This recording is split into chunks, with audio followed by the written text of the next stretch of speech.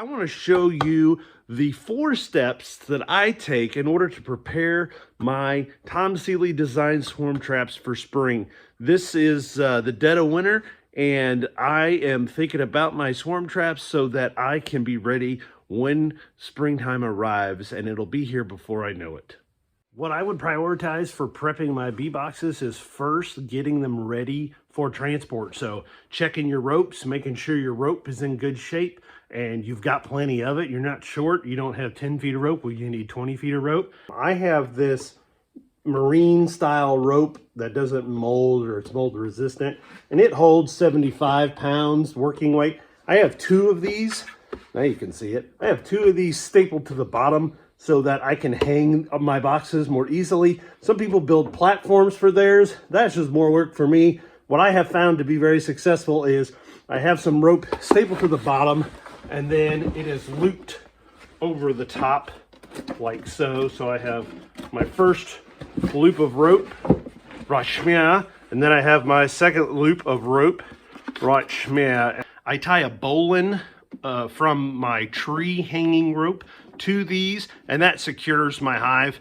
And then that way, when I raise this up, I can simply wrap my tree line around this box a couple times, and this will keep it secure to the tree so it's not blowing around in the wind. The second thing I would make sure you have well taken care of is these doors are not busted or broken when it gets cold. This is cheap plastic. It's an Amazon special, and so it's gonna break just with the hustle and bustle of beekeeping. So check all your doors, make sure they spin, make sure they're not jammed up with propolis or bee glue from the last year's swarm, and they function properly. Because the only thing worse is you got your bees, you got them down out of the tree, it's dark, you're trying to close this, and then it's jammed and cold, and you bust it, and then you're out. So maybe even have a couple extra.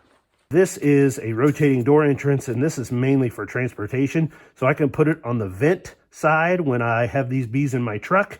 And let's not forget, I have this ratchet strap together so this lid doesn't pop off. But this keeps the bees from escaping. Then when I take it to the bee yard, if I'm not ready to put them in a bee box, I can put this worker bee slot right here so the worker bees can come in and out, and it'll help keep the queen in there until they're established. And then once they're established, I can rotate this all the way open.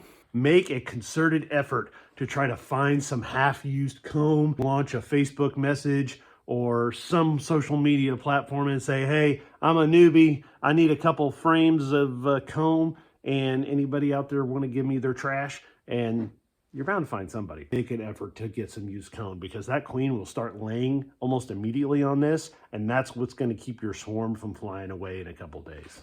In addition, I also have waxed frames that are ready to go, and they're on the outside edges, and that's for expansion. So you're going to be my Vanna White. So Boone is here helping to demonstrate. Boone, can you show the nice people this waxed frame right here? So I ain't getting paid for this. The last thing I would make sure you have done, and this is something I think about throughout the previous growing season when I'm working the bees, is collecting propolis and beeswax. This is just a nasty mess right here. It probably isn't good for candles, but it's great for swarm boxes. And so melting this down with, like, I use a metal drywall knife, and I sit this on top, and I take my blowtorch and just melt this and just make a nasty mess all over the inside and the outside of my bee box. And that's so we can get that bee smell in there. In the spring, when this is south facing, that wax on a nice 60, 70 degree day will start to melt a little bit, and it'll start to off gas. And those bees, I've seen bees come up to this wax and walk across it within minutes of me hanging this up. I also want to show you how I build these swarm traps, and so please consider looking at the next video that should be popping up on your screen here shortly, where we take a deep dive into the construction of these boxes. If you can cut straight lines, you can build these boxes.